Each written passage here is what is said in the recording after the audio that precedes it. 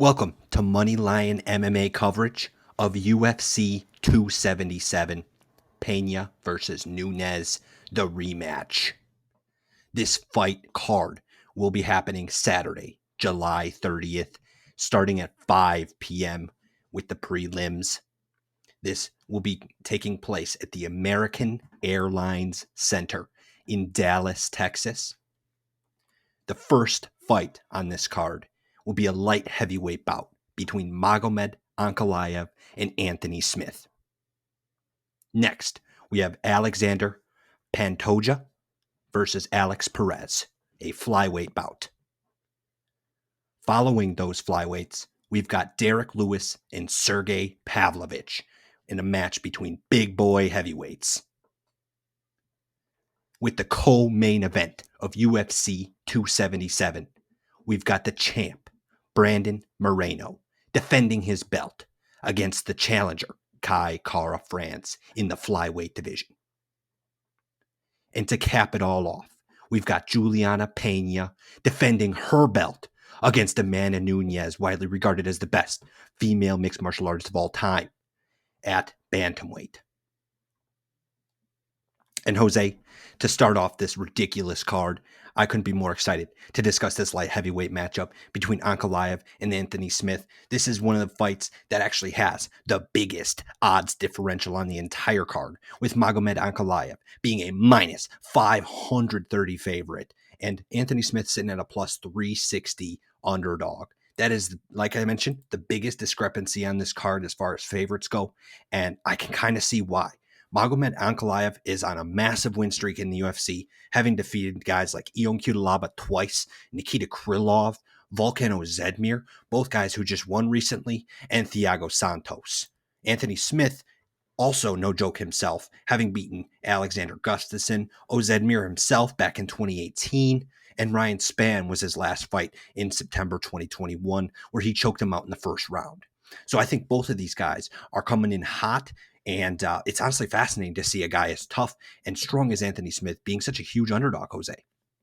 Yeah, I agree with you, Nick. I'm excited to see Lionheart come back, and he definitely has a tough opponent in front of him coming into this matchup Saturday. Magomed, yeah, this dude is for real. He really should be, I think, undefeated right now. His UFC debut, everyone knows, like, Paul Craig's crazy, and even though he just lost this past weekend with a terrible game plan of him trying to pull half guard, and, it was just terrible, but for the first fight, it worked in his favor, and he was able to submit Magomed with 1 second left of the fight, like literally third round, and there was 1 second left. You cannot make this up. 4 minutes and 59 seconds. It was a crazy Hail Mary win for Paul Craig. But leading up to that loss, I guess, Magomed was on a tear. He was destroying Paul Craig, and he was coasting his way to victory. Like, he honestly just probably needed to disengage to get that win, and he would be undefeated right now, and definitely would have already challenged for the title, to be honest. But this win right here, if he gets a win over Anthony Smith this Saturday, he will be the next title challenger for 205. I definitely see that happening. And as a matchup wise, Anthony Smith is extremely well-rounded. I love to see this guy get another W, and Magomed would be a great opponent for him to get it against. And right now, when you look at it, I think Anthony Smith, he is one of the most well-rounded guys in this division. I mean, he also has wins over former champions like Mauricio Ruiz-Shogun and as well as Rashad Evans. Granted, they were champions a decade ago, probably before John Jones's time, which Anthony Smith also has experience against. So Anthony Smith has definitely been with people who have reached the top of the mountain, even if they're not in their prime anymore today. He's seen that experience. And not to mention, Anthony Smith has 36 wins. His record's actually 36-16. Man, that is a hell of a fights to have on your record. And for only being 33, he's only 3 years older than Magomed.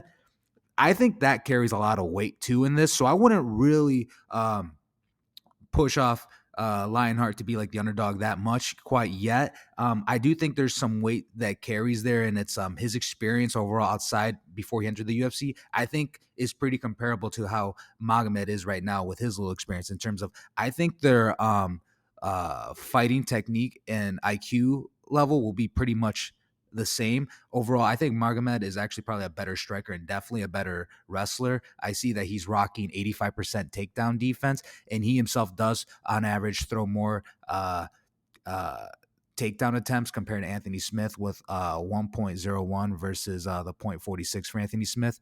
So yeah, Nick, I agree with you. I'm not surprised that Anthony Smith is the underdog in this one, but I am surprised by how much he is, because again, we must not forget who this guy is. He has a lot of experience, and not only that, he's riding off a 3-fight win streak right now.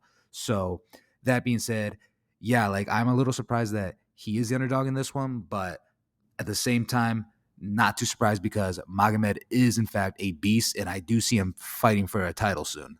For sure. I mean, even in those fights where Anthony Smith did lose to John Jones and Thiago Santos back in 2018, I mean, he was really competitive in those fights. He went full 25 minutes with John Jones.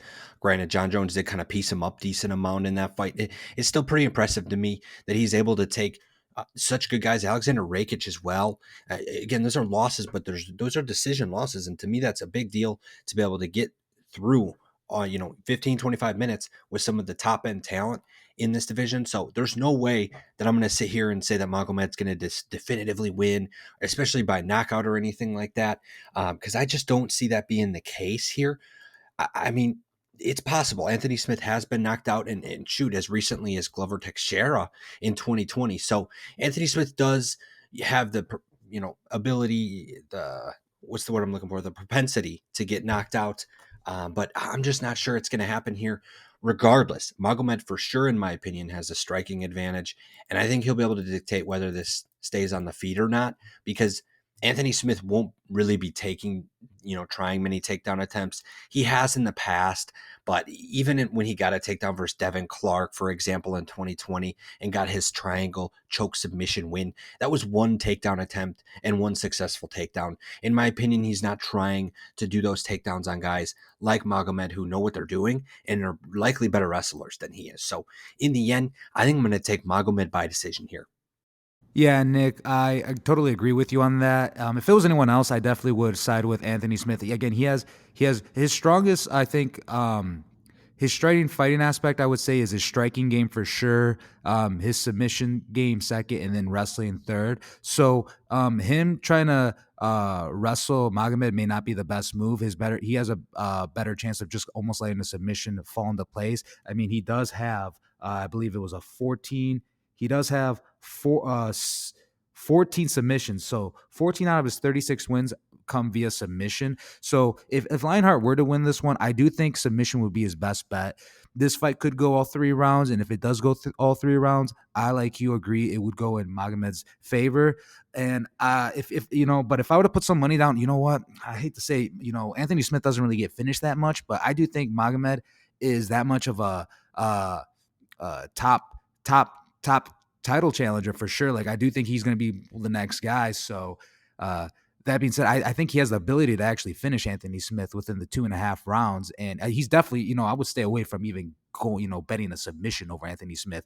I mean, Magomed has literally 0 submission average in the UFC. And not only that, his 1 submission win on his record before the UFC came via strikes.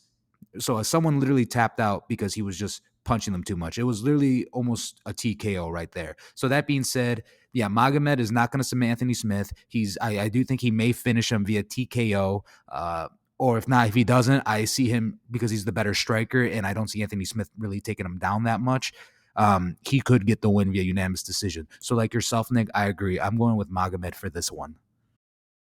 And now for our next fight of the night, we have Alexandre Pantoja versus Alex Perez. Right now, Alexandre Pantoja is the betting favorite at -170, while Alex Perez is the betting underdog at +132. This is going to be a fun one, Nick. This is for the second fight of the night opening up. It is a flyweight bout, and a lot of people, this is not the odds. How I view him is not as bad, because Alex Perez, he is a dog, and Alexandre Pantoja, he's been looking nothing but phenomenal. I mean, this guy, he only has losses over the champ Davison Figueiredo and top contender Askar Askarov. And later down the line too, he also lost to Dustin Ortiz. But overall, I mean, this guy's racked up miraculous wins, including one over the former champ Brandon Moreno, we're gonna be talking about later tonight. So this is gonna be an exciting one. Um, I'm looking forward to this one, Nick. I think Alexander Pantoja, he really wants to make a name for himself and actually be in title contention. And not like the last one too. I think a win right here could throw him in that picture as well. Seeing more how the other fights play out. But this will be a guy that can be straight up in line, seeing how Kai Kara France and Brandon Moreno plays out. And not only that, then the winner of that fight, who fights Davis and Figueiredo. But Alexander Pantoja, if he wins, he will be also the next guy I see fighting for a challenger after if Kai Kara France loses, that is. But he's definitely in the queue, at least third in line. He's really close. It just depends, again, due to the current situation with the champ and the new interim title belt being put on the line. If that wasn't the case, Alexander Pantoja, one win away from being the next guy for that title. What are your thoughts, Nick? This is going to be a crazy fight, Jose. I think both of these guys are absolute dogs. Alex Perez likely going to have a chip on his shoulder. He's had multiple, and by multiple, we're talking 6 back-to-back fights canceled all through 2021, 3 fights already in 2022. It's been rough for him, and those were supposed to be against Askar Askarov and Matt Schnell. Those would have been extremely interesting matchups to see and give us kind of more of a benchmark at where Alex Perez is at right now. So that being said, we haven't seen him fought since he lost to Figueiredo via choke in the first round of 2020.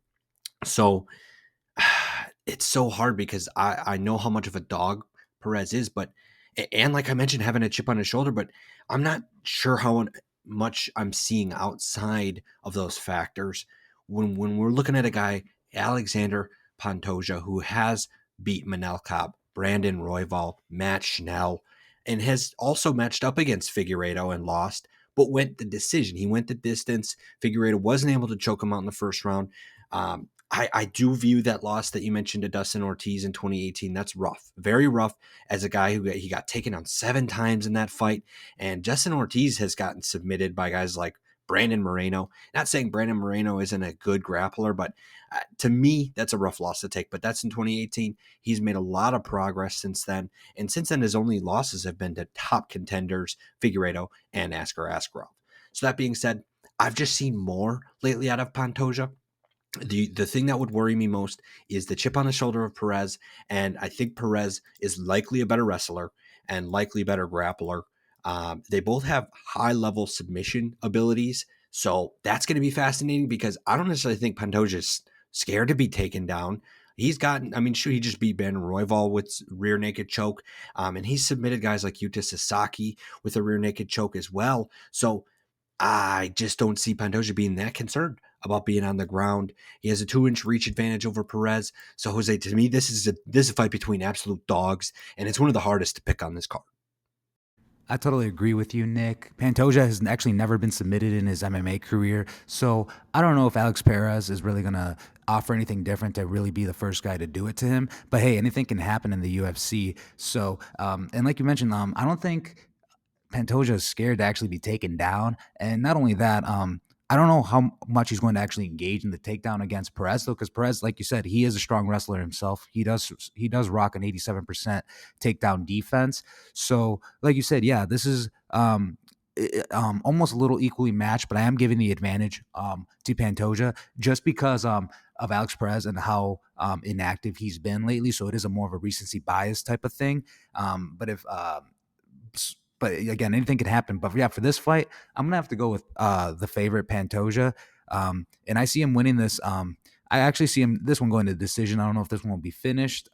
Just my personal opinion, but I have Alexander Pantoja via unanimous decision. Yeah, fair enough. I'm not sure I can see this going the distance, man. I think Perez is going to be itching to get in there. I think he's going to be really confident in himself, which all fighters should be because they are supreme athletes. Uh, but I'm just not sure it's going to work out in his favor. I think Pantoja is going to smack him with one of them, with a hook or with something like that. Nice little overhand right. And I think it's going to be fight over within the distance. Pantoja Pantoja by knockout. There you guys heard it. Nick has Pantoja by knockout, and I have Pantoja by unanimous decision. Coming in with the next fight of UFC 277, the heavyweight bout between Derrick Lewis and Sergei Pavlovich. This is an exciting one. I love watching heavyweights get into the ring, especially when it involves the reigning champion of knockouts in the heavyweight division. Derrick Lewis is a minus 111 current underdog, given that Sergei Pavlovich is minus 115. This line has been going back and forth. In fact, just before Jose and I started recording, Derrick Lewis was the favorite. He was like minus 102, and Sergei was about minus 110. So this is a line that's going back and forth. It seems like a lot of people, the betting public likes to take Sergei at the slight underdog situation. But then once Derrick Lewis is a slight underdog, it flips back and forth. That's a true 50-50 in terms of the public's eyes. And that makes me even more excited to see these guys step in the octagon, Jose. We've got two guys, I should say, that have zero interest in taking fights to the ground. They're looking to swing and bang. And that's what the fans are coming to see. If these guys don't come in the ring, Jose, and just absolutely beat the shit out of each other, then I'm disappointed. Yeah, Nick. I mean, this is the heavyweight match of the main card. This is the big boys. They're coming out to play. And yeah, I mean, I think a lot of people are not expecting this to make it to the end of the 3 rounds, especially when you have one of the guys that holds the record for the most UFC knockouts at heavyweight in Derrick Lewis. And then you also have 15-1 up and rising star, Sergei Pavlovich. So, I think this one, it's going to be total fireworks. You literally have an up-and-coming prospect versus a guy who's already been to the top, has fought for the title, and he's beaten some of the biggest names in the division. I mean, you're talking to a guy who is sporting 21 knockouts. 21 knockouts. That's, to me, impressive. 21 out of his 26 wins via knockout. And one of his wins, I just want to say, was against the current champ, Francis Ngannou. That one was not a knockout, but that was a boring fight. So again, I want to preface that right now, actually, at the beginning of this, because I remember last time Derrick Lewis fought Francis Ngannou, everyone was going gaga over kind of like this fight, and it was kind of a letdown. And that's actually the one thing I just don't want to happen for this one, is for it to be a letdown, to be a slow, barely threw any punches, and next thing you know, 3 rounds end, because we've seen that happen, and I hope it's not that case. I hope it is fireworks and it lives up to expectations. I think it's safe to say this fight really won't go to the ground. I mean, both are sporting a 0% submission average. So I think that's safe to say. And not only that, Derrick is sporting a 0.6 takedown average, while Sergei is sporting 0. So yeah, this is going to be a stand-up fight, clang and bang. And I think you're just going to have pretty much 2 knockout artists just doing what they do best and trying to put each other to sleep. I do think the younger fighter, Sergei, is probably a little faster than Derrick Lewis. But that being said, I also think Lewis probably has more power than him. So this really is anyone has a fighter's chance, Nick. It's going to be a fun one in the heavyweight division. Yeah, and you definitely brought up some sour memories, bringing up the Francis Ngannou Derrick Lewis fight. That was just such a downer. For 31 strikes to be landed in 15 minutes of fighting between those two guys it's honestly sad. And I'm glad you brought it up, though, because that is something that is likely to happen in any case when two guys respect each other as much as I think Derrick Lewis and Sergei Pavlovich might respect each other. It's just so hard to see anything. I mean, we're looking at a guy in Sergei who's had 4 UFC fights and not a single one has left the first round. I guess there's no way that streak continues, right? There's no way he just runs a UFC career of fights ending in the first round. That's not going to happen. It's just a matter of when is it going to change? When will he meet his match with somebody where he's like, oh my goodness, this guy is the real deal. I'm not sure I can take him out right away.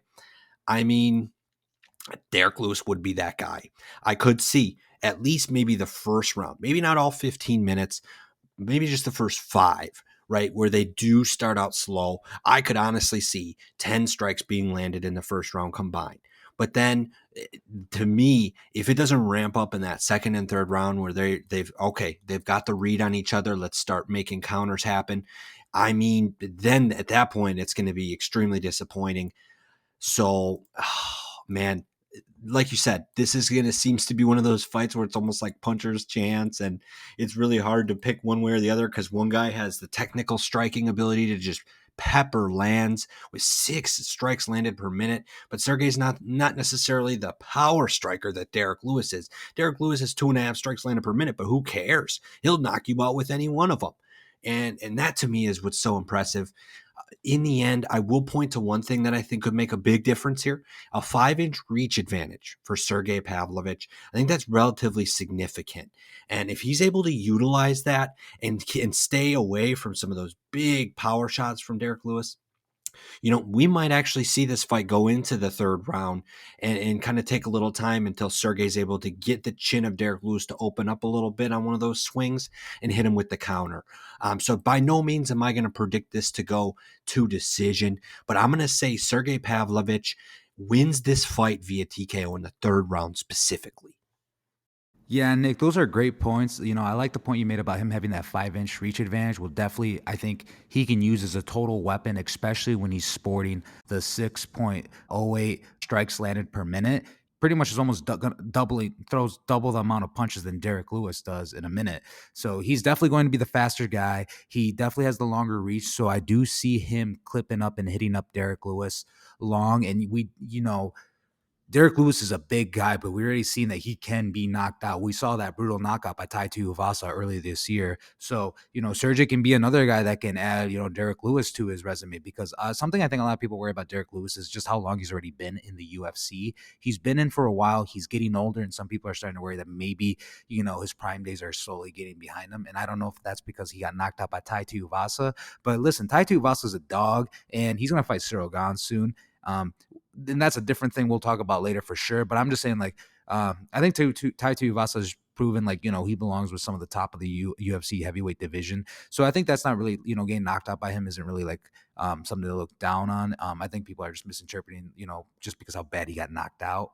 But that being said, Derrick Lewis, the fight that this fight's also 3 rounds and not 5, I think plays in his favor. We don't want this big man being tired by the 5th round. We don't want that. We want a man that knows that he's only got 3 rounds and he can exert as much force and energy and walk forward as much as he can.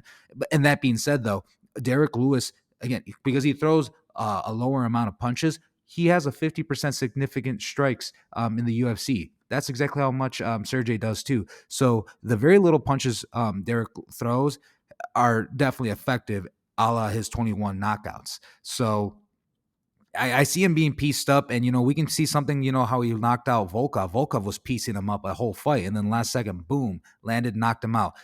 That can possibly happen here too. And I don't want to count out Derrick Lewis out yet. I still think he has enough to at least keep getting knockouts in the UFC division. In the heavyweight division. I don't know if he's going to reach the title anytime in his career anymore, but I definitely see him still getting a few more KOs added to his record. So it may not be the prettiest thing, but most of his knockouts really aren't that pretty. So given that, I'm going to go with Derrick Lewis. He was the favorite, like you mentioned earlier when we were talking about this, but now he's the underdog. Regardless, I'm staying with, he's my dog now. So that underdog, I'm going with Derrick Lewis, and I'm going to go, these are the finishers. These are the big guys. I'm going to have to go with KO, I'm going to have to go KO in the 3rd round. I want it to be exciting. So that's me personally. I'm going to go with Derrick Lewis via KO. Sounds good. Well, if you ask Moneyline MMA, this fight's ended in the 3rd round. It's just a matter of who gets the knockout. And now for our co-main event, we have the former champ Brandon Moreno versus Kai Kara-France. This fight is going to actually be for an interim title fight. Brandon Moreno was originally scheduled to fight Deiveson Figueiredo for their 4th time, but Deiveson Figueiredo pulled out. In comes Kai Kara-France. Here comes the interim title. Brandon Moreno, he had to draw his first fight when he fought Deiveson Figueiredo. A lot of people thought he may have won it, so you know what they did? They ran it back. Their second fight, Brandon Moreno came out on top. But you know what? the score needed to be settled, so they went for a third time. This time, Davis and Figueiredo won via unanimous decision, even though a lot of people thought that fight was closer than what the scorecard said. So then they got titled for they got a schedule for a fourth time. If it doesn't fall through, again, Figueiredo is out. In comes Kai France, interim title, and Kai France is coming off spectacular wins. One over most recently back at UFC on ESPN 33. He has a unanimous decision win over Askar Askarov, who is a top challenger in the division, while he also then before that got a knockout win over the former bantamweight champ Cody Garbrandt. This is going to be a fun one, man. It's actually a rematch for the two that both fought each other early on in their UFC careers. So I'm excited to see the evolution of both fighters on how they pair up with each other. We've seen what they've done and how they've got up to meet for this rematch again, but I'm telling you, Nick, we're going to see a better version of both fighters come Saturday night.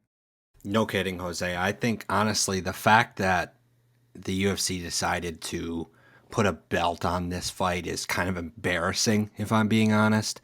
That's a whole ordeal with Figueiredo. That's seemed to have been going behind the scenes. Nowhere near any news articles really about it. But according to Figueiredo, it was related to some documents that he was trying to show the UFC how bad his supposed injury is, and the UFC is saying they didn't get any documents. So they said, you know what, we're making an interim belt then in this case while we wait. And it just seems such like a Dana privilege thing to me. I don't know. He just decides that Figueiredo isn't good enough for doing an interim belt, but then you got guys like Ngannou. Like, where's the heavyweight interim belt then? There's just multiple other situations. It's like it just doesn't make sense, and it just seems like a total money grab to put a belt on this fight. But that does not take away from how exciting this fight's going to be.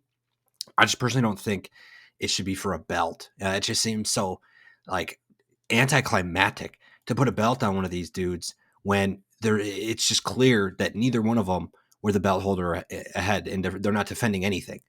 So it's just weird. But regardless, this is just going to be such a this could be a main event on any UFC card. This is going to be an insane fight. Obviously, you guys are well aware if you've been listening to Moneyline MMA for a few months now that Kai France is one of my guys. I was riding him home against Askar Askarov, and I had big money on his underdog. And I even had him in a parlay for that card, made a lot of money that night. And I think he's definitely continuing to be underestimated. I'm not at all surprised that he's the underdog here. Brandon Moreno is a beast. And obviously this is a rematch between them when Brandon Moreno won the first time. So I totally understand Moreno being the favorite here, but plus 168. I mean, I'm going to have to take that, I think, Jose. These guys are going to really duke it out. I think this goes to decision again. Personally, I'm not sure these guys are going to knock each other out. I think they're both going to be bloody by the end of this one. And I think we can say it's almost pretty safe to say, in my opinion, that this will not end up like a sleeper like the previous fight we discussed, the heavyweight matchup. There's almost 0% chance that this ends up being a sleeper. These guys are going to come out here and absolutely duke it out.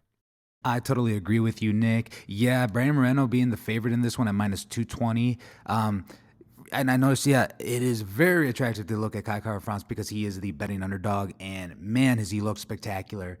But that being said, man, I'm going to have to go with the betting favorite on this one. I truly believe Brandon Moreno, I honestly think he shouldn't have even taken this fight because, like you said, this essentially is a number one contenders match. Just slap on a title belt in front of it, and it's an interim title belt, and then winner fights the champion. I think Brandon Moreno, personally, I think he probably should not have taken this fight. But again, if Figueiredo's going to be out for a while, what can you do? So I guess at the same time, props to him. And that being said, I'm going with the confidence Brandon Moreno's coming in because why would he take this fight unless he didn't think he would securely win it? So Brandon Moreno has shown a lot. He got cut from the UFC. He went to LFA and he fought for their title and won it right away. And then came back and, his first fight back was a draw. But then since then, he just been on a tear, getting wins up until he lost his belt most recently. I'm gonna have to go with Brandon Moreno just because the dude is durable. The dude is lengthy. He is got a 4-inch reach advantage over Kai France, and The dude has great submission skills. Kai Kara-France actually, he's more of a boxer. He has great hands, but he also has zero submission average in the UFC. While Brandon Moreno, he has a .67. Both guys, Brandon Moreno is more of a volume and he can drag on the fight. He's he's pretty durable, so he'll take a lot of hits. But not only that, he is a pretty good wrestler. He will wrestle you when he needs to. He's gonna go for those submissions when he needs to, and he'll stand up with you if he has to. He'll go wherever you can dictate the fight. Kai Kara-France can bully him and push him around, and you best believe that Brandon Moreno is gonna keep having the fight in him, and he's gonna keep throwing something, even if he's stepping back. Brandon Moreno is really good at throwing punches and landing counter strikes, even when he takes a step backwards. So Kai Kara-France is going to have to put on some pressure and really hit the gas and try to close that distance, because Brandon Moreno, for a lengthy guy, he's quick and those punches will add up. They both, like I mentioned before, Kai Kara-France has a phenomenal boxing. He has a 4.84 strikes landed per minute. Brandon Moreno's not that far off though. He's at 3.54, and Kai Kara-France has strong wrestling defense, but again, I don't think Brandon Moreno's going to really be forcing that wrestling unless he really has to. I see them; they're both small, fast guys. I see this being kind of a crazy fight, and it's going to be on the ground. I see both guys being on their backs. I see both guys being dominant, having their moments to shine.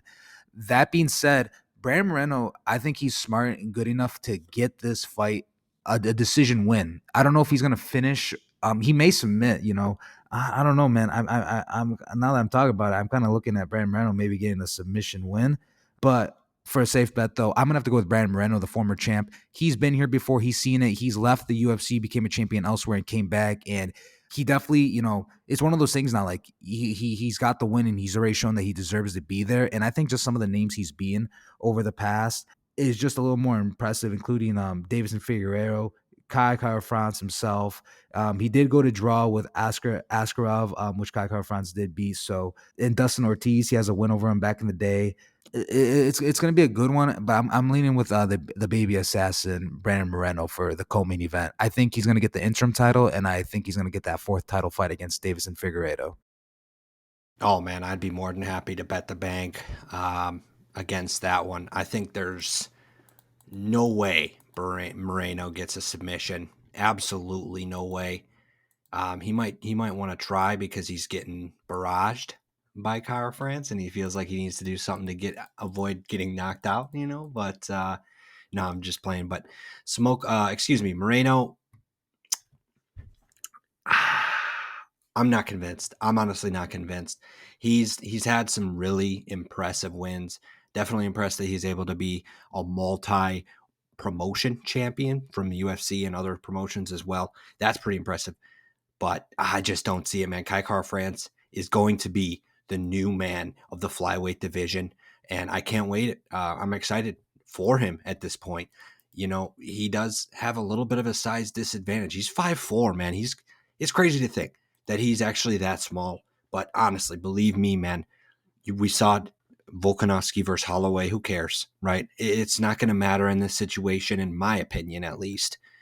Very heavy leaning here towards Kai Kara-France. I'm not quite sure, knockout potential or decision potential. There's almost no potential for either of these guys getting a submission. In my opinion, it's going to be Kara-France taking the dub just completely by winning striking matchups. I think he's going to make Moreno bleed. And if it goes to decision, it's just going to be a clear damage differential, and I can't wait to see it. I'm going to be taking Kai Kara-France. I'm going to continue riding this man until he loses. Plus 168, bring it home. So you got Kai Kara-France, but I got Brandon Moreno. You know what? I got the assassin baby guys via submission. And finally, we've got the main event of UFC 277 coming in with the rematch of Julianna Pena versus Amanda Nunes. The women's bantamweight belt will be on the line. Julianna Pena, after coming in and demoralizing Amanda Nunes in the second round, is a plus 230 underdog. Amanda Nunes, widely regarded as the best women's mixed martial artist of all time, is minus 310 coming into her challenge of the belt that she has owned in this division since 2016. Pretty impressive for Amanda Nunes to go on such a long run of not being beaten in the women's bantamweight division. But Jose, Julianna Pena absolutely came in here and showed Amanda Nunes she's not the bad bitch of the town anymore. Now, granted, this fight will really determine if that was a fluke, if Amanda Nunes just kind of got complacent. There's a lot of interesting aspects with this fight. But Jose, both of these fighters have extreme skills standing and striking, extreme skills wrestling and grappling. I'm so excited to see what happens here. I mean, this seems like it could be one of those situations where it's a toss up almost, just like the heavyweight bout we were discussing earlier. Yeah, I agree with you, Nick. Amanda Nunes, the Lioness, being the champ for so long at 135, losing it to Juliana Pena was a shock to everyone, especially because I personally myself am guilty of this, but will straight up say I did not think Juliana Pena really deserved the title shot back when she got it last year of December, because she did lose in the third round to a submission guillotine by Jermaine Duranamy, the former champ as well. And that was in the third round. She put her to sleep. It wasn't like she tapped. Like, she put Juliana Pena straight out cold to sleep. And then after that, she came and beat Sarah McMahon, who's a strong wrestler. And she submitted her, but um, that win over Sarah McMahon didn't really say too much to me, where it was enough like, whoa, you beat Sarah McMahon, you definitely can beat Amanda Nunes now. That definitely was not what I was thinking when that happened. But they made the fight happen. I'm like, they just got to give Amanda Nunes someone to fight, right? That's what they got to do. Well, Juliana Pena, embraced that fight, pressed forward. She took shots to the face, and she delivered some of her own to Amanda Nunes. And a lot of, Amanda Nunes was eating them up. And to a lot of people's surprise, she defeated the champ. And here's another something I think about that first fight. I think Amanda Nunes, she's also the champ at 145, and she's definitely, her physique has been, she's overall, when she's off not fighting, overall has been looking a little more bigger than what she did earlier in her UFC career. If you go back earlier in her UFC career, like when she fought Kat Zingano, Amanda Nunes looks a lot more lean and shredded compared to today at 145. And then even when she dropped down to 135 to fight Juliana Pena, she looked a little bigger, to not look as muscular as she used to when she used to be at that weight more full time. So I'm interested to see how serious she's taking this weight cut, and seeing if she can how she can have her body adapt to that smaller weight class, because she's a strong, powerful woman.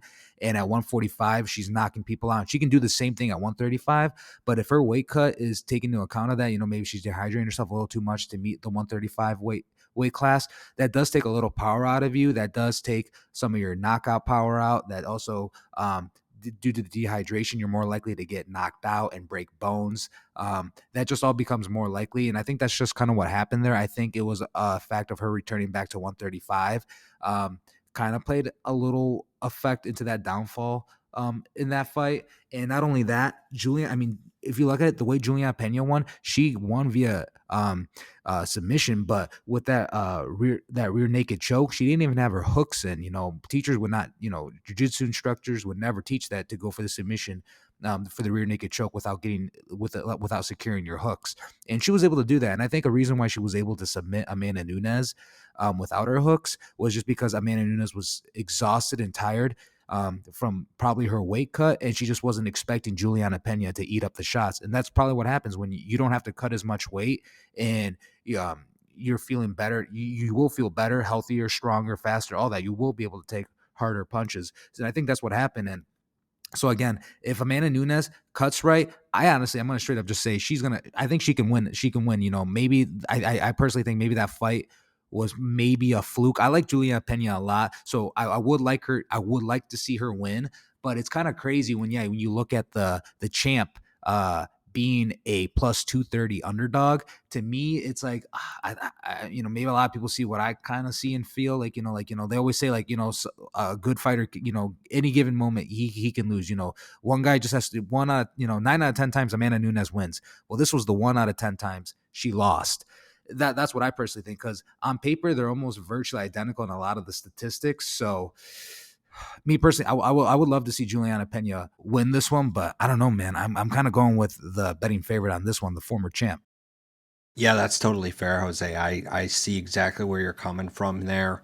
And it is fascinating to see your insight on Amanda Nunes's weight cut and how that could have potentially affected her matchup in the last fight that they had back in December. So it will be interesting, and I'll be all the more interested to see when she steps up on the scale come Friday how she looks. If she looks like she did just dehydrate herself and ended up looking weak, or if she had a much better time cutting the weight and looks like she's going to come out strong. So I think it's definitely smart to, withhold any bets, especially if you're on the fence with this fight, and to see what Amanda potentially looks like and how that cut goes. Especially with the UFC embedded episodes coming out, there's just a lot of media that'll be coming out this week that might give you little hints on different stuff like that, and those little hints can go a long way in changing your mind with some of these fights. So that's why I always like to emphasize too in the betting section that we're doing these recordings and we're making these picks multiple days in advance, and a lot of stuff comes out in the news and in the media, and obviously with the UFC sanction events like the weigh-ins and the press conference, where you might hear something, whether it's a mindset that someone may have that kind of sets you off. There's a lot of different little things, and you have to listen to that and take that into account to the fight that they're about to have. So that being said, I'm so excited to see this rematch, and I think I agree in the sense that Nunes should win this fight, right? She is the best women's MMA fighter of all time, and I think she's going to prove that. But at the same time, Pena is not to be overlooked, and she's never been knocked out. And I'm not, granted, Nunes, I guess, would be the one to do it if someone was going to knock Pena out. But I don't know. I think this is going to be a tough one that might end up back on the ground again. And it might end up who's got the conditioning, who's got the ability to just want the belt more and to and absolutely just get gritty and get down and dirty on the ground, on the mat, and do what it takes to get the submission win. Both of these ladies sport over almost 2.5 takedowns per 3 minutes, almost one submitted average per 15 minutes, and they have similar striking abilities as well. They just match up so well. Neither one of them has a size advantage really over the other. I mean, maybe Amanda Nunes is a little bit like more of a walking size bigger. Like you mentioned, she kind of has to cut a little bit of weight, but Pena is not a small girl by any means either. She's just 2 inches shorter, so maybe that accounts to a little bit less of a weight cut for her. But regardless, man, Jose, it's really hard for me to sit here and say, oh yeah, I'm absolutely gonna pick Nunes. This is easy, blah blah blah, because there's a lot of things that need to happen and go Nunes's way for her to win this fight, in my opinion. So personally, I think I'm going to be on the contrary here. I'm going to say that it's worth right now taking the underdog money on Pena, with the reservation that, like I stated earlier, there's a lot of information still to be seen, and I think this is just one of those fights that we won't really know what kind of fight it's going to be until we get the face off, until we get the weigh-ins, and we see where these girls are at. So yeah, man, this is going to be a banger, and I'm just happy that this ended up being the main event for this card. Yeah, Nick, I totally agree with you. This one, it is like a betters beware type of thing because people, for a fact that night, people are going to be betting the house on Amanda Nunes. They've always have. Even the last fight she lost, they have. They bet so much money on her. It's crazy. And people are definitely going to do it again. And that's the only thing is like what Julianna Pena has done before, she can do again. She can bring Amanda Nunes back into the deep waters. Like you said, a lot of their statistics are almost virtually identical. The only statistic I see Amanda Nunes has over Julianna Pena is their takedown defense at 82%. But again, we saw Julianna Pena submit her off her back, last time they fought. So that really doesn't mean anything to me right now. It's a tough one because you realistically, logically want to say Amanda Nunes given her history, but we have seen the great ones fall from grace. And could this be Amanda's downfall at 135? And maybe she'll just stick to 145 full time. Why cut as much weight when you can just cut less and you're already dominating people in the other division anyways?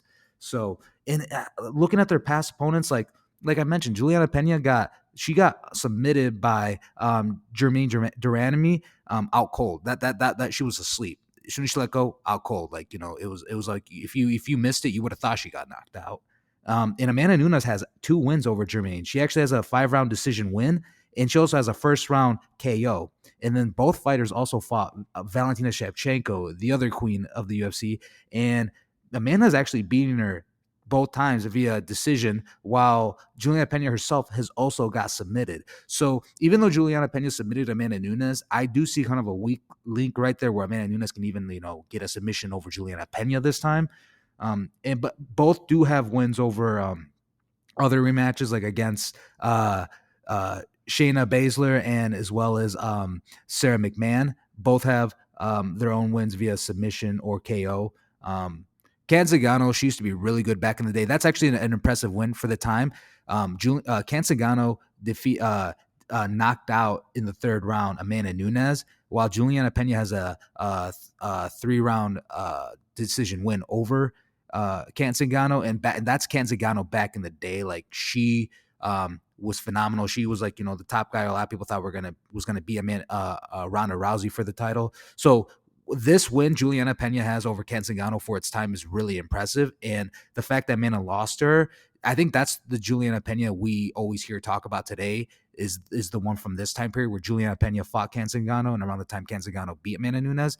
That's the same mindset Julianna Pena has. That's when she came in and fought them the first time. That's the Amanda Nunes Julianna Pena was calling out, the one that she saw give up against Canzagano. And so if Julianna Pena can drag Amanda Nunes back into the deep waters and make show who Amanda Nunes used to be again, it's gonna go to Julianna Pena for sure. But it's just really hard to see if she can replicate what she did last year in December when she won the title. So for me personally, Nick, I'm gonna hold off on this fight for now. I will give my opinion and make sure it gets posted to Twitter later this week on who I am for surely going to side with for this fight. Because it's really hard. For me personally, all the logic says Amanda Nunes, but after what I saw, what Julianna Pena did to her last December, I have to hold off, and I want to see the weigh-ins right now. I want to kind of get a little more insight on their mindsets and see if any more information gets released later this week leading up to the fight. So for now, Nick, I'm personally going to lay off this fight. Fair enough, Jose. I did kind of want to note your mention of Amanda Nunes being a double champion was fascinating because from what I saw, Amanda Nunes made a comment that Dana White wants to end the women's featherweight division. Who knows how truthful that is, but Amanda, obviously made the joke that as long as she's a champion, she wants the division open. But if you actually go on the UFC website and go to women's featherweight ranks, there's no rankings. It's just Amanda Nunes is listed as a champion, and that's that. I don't know, man. I think they're really holding that just because of the legend Nunes is. They say, you know what? Let's just let her have it. Let's not fight her on it. Let's just have it. As long as she's fighting for us and making us money, let's leave it as is. I think that's exactly what Dana White's doing, and I would fully expect that division to be closed whenever Nunes is done. So that being said, I think Nunes still has a lot of motivation to keep this bantamweight belt, and I totally understand why you're staying away from this one. And personally, I'm staying away until I see the weigh-ins and the press conferences. Right now, I would go Nunes for sure. By no means am I putting the house. By no means am I even putting $100 on Nunes until I see the press conference, until I see some of the interviews in the media coming up this week. We'll have to see what Amanda Nunes what state of mind she's in, and how it looks like she's been prepping for this. But if she's the Amanda Nunes we know from 2019, 2018, 2017, 5 past years, I mean, it's ridiculous how consistent she's been. If she's any semblance of that person still, she will take Julianna Pena out back and absolutely scrub her from this division. So for now, I'm going to say Nunes. And like you mentioned, we will have to update you guys on Twitter with the final picks on those ones come Saturday.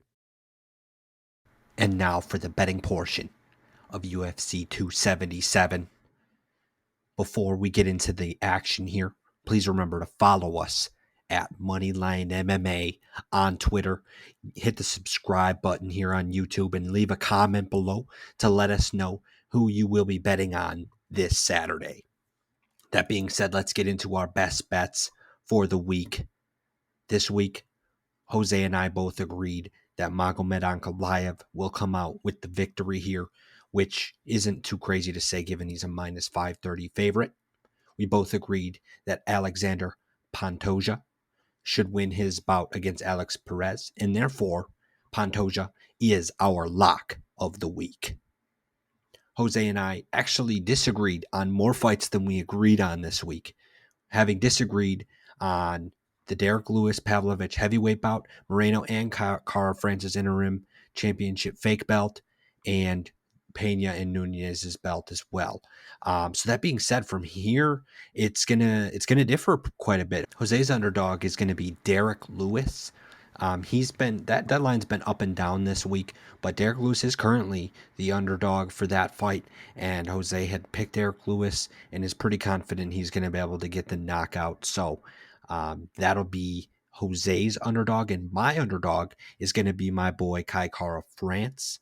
I think he's going to be able to do it against Moreno and be the next in line to fight Figueiredo when he comes back. That being said, we've got a couple parlays as well, with, of course, Ankalaev and Pantoja being the main two pieces for that parlay. The only two fights on the main card that Jose and I agreed on top of Pantoja being our lock. For the third leg in that parlay, it's pretty much up to whose side you guys take on the heavyweight bout. Personally, I have Pavlovich. I think he's going to be able to dice it up with Derrick Lewis, kind of soften him up and get the counter in the third round for the knockout. But, I could understand if you see Derrick Lewis getting the knockout in that. So whoever you favor, I go with Pavlovich, and adding him in there will give you a plus 250, 3-leg parlay.